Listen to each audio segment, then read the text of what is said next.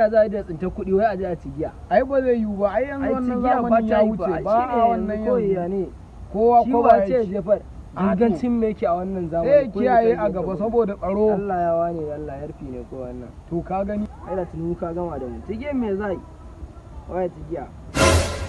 Samari yana da kyau ku dinga yin cigiya, kudin sun za a aikata ma dukkan mai mamaci ne, yana da kyau ku dinga yin cigiya saboda gobe za a mutu, yau kai ne gobe ba kai bane ba. Kaga kudin nan ba ko kai ka gani dafewa za ka yi. A dan baba ku dinga yin cigiya. To malam na Allah ka dan samari ga kare da gemun yin cigiya. Kaga kaje mun ji mun dau shawarar jika za a yi. Allah ya tsare Allah tsare mai daga yanzu. Da ka ji wai shi malam na Allah. Allah ya mana jallabiya. Za a dinga cigiya. Ya ma gama rena mana wannan. Abin ya ban mamaki. Ka sani ba. Ka san ya zai? A'a.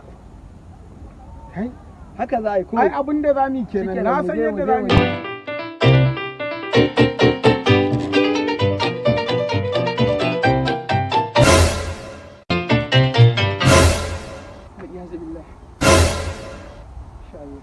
Hankali ya tashi, kai ya dau caji, ban gani in fashi.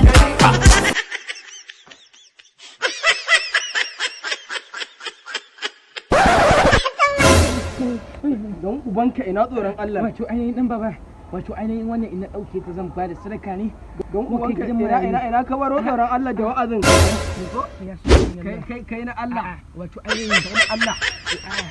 Subhanallah. Wato ainihin tallafin gidan marayu. Tallafin gidan marayu. Subhanallah. Subhanallah. Wato tallafin gidan marayu.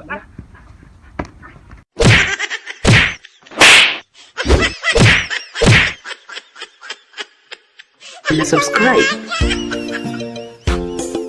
kana ka danna ƙararrawar sanarwa ta yadda za a dinga sanar da kai da zarar mun ɗora sabon